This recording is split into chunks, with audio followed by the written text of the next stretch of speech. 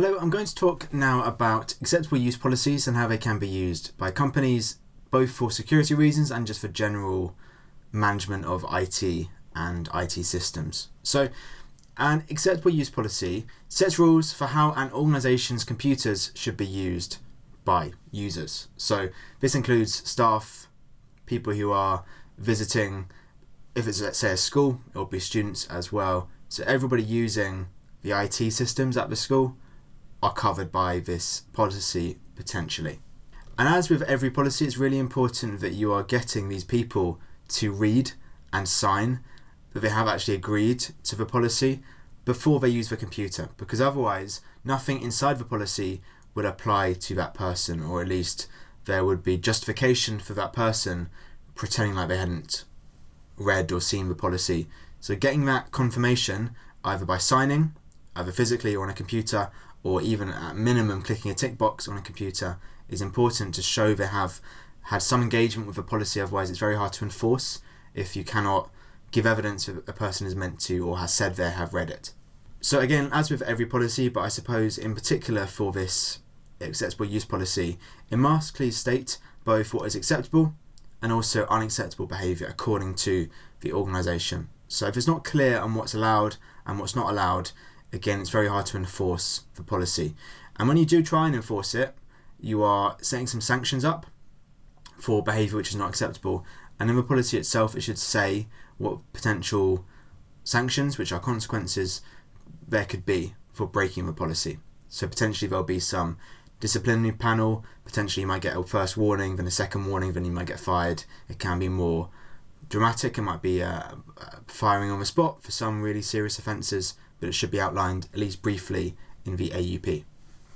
Now, you may well have actually signed an acceptable use policy yourself. You may not actually recall it very strongly. I've certainly signed a few and I cannot recall many details, which is part of the problem, to be honest. But the sort of typical content include, first of all, some definition of scope, which is the person writing the policy deciding who exactly this applies to. So normally it will be anyone using the computers, but maybe a part of the scope will be applied just to staff or just to visitors. It might be a little bit more specific based on the target of the policy. It should also be really clear about what assets are covered by the policy. An asset is something your organisation wants to protect. So it can be a computer, it can be a resource, it can even be staff in some cases. So it will say what is covered and how they should be used. So how the computers would be used most commonly. Now, if I can give you some more specific examples of what sort of thing might get written in this policy, well, really commonly it will say something like, I'll keep my username and password safe and secure. So that might link to a password policy, but it might say that just as a brief summary in an AUP. Also, there should be some outlining of what monitoring is going on, if any. I mean, there probably should be some monitoring, but maybe not a lot. So it might say something like, I understand that all emails and files stored on a work computer are subject to monitoring. And by monitoring, I mean this is where somebody, maybe your manager, maybe somebody who works in the IT department, is able to go in and look at what you're doing. And the idea being that it makes people more likely to follow the policies if they know potentially somebody's watching what they're doing. It's not a very pleasant feeling, but it might make you behave a little bit better.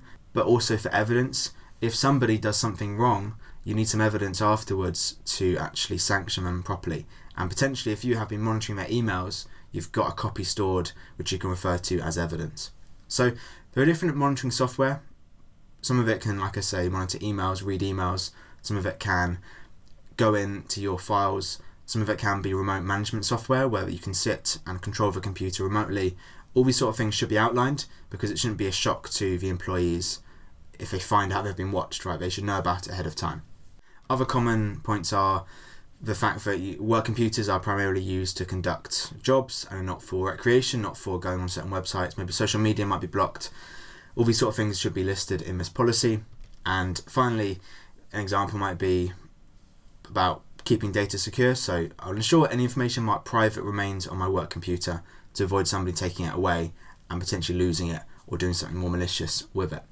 So these sort of points can seem, I think, fairly common sense to a lot of employees, but it's also used by companies to protect themselves legally.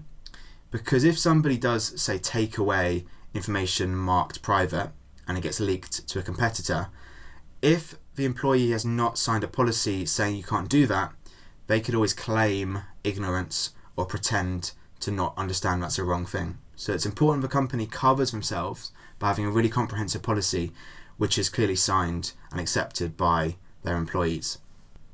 There are some similar policies which might be part of your acceptable use policy or might be separate. It just depends. So for example, an acceptable software policy will be defining what exactly is allowed to get installed on your computer. So are you allowed games? Are you allowed alternative email providers? Are you allowed anti-malware software you've chosen yourself? All these sort of things are quite important to have defined, and also how they should be used. So are you allowed to use the email client on your computer to email other people outside of a company? Are you allowed to add extensions to your web browser? Are you allowed to change your background on Windows?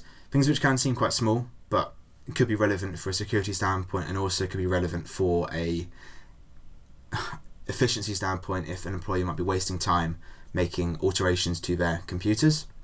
So there might also be a similar policy, which again could be combined, could be separate, it just depends on the choice, which is the acceptable installation policy, which is more about who is allowed to install programs.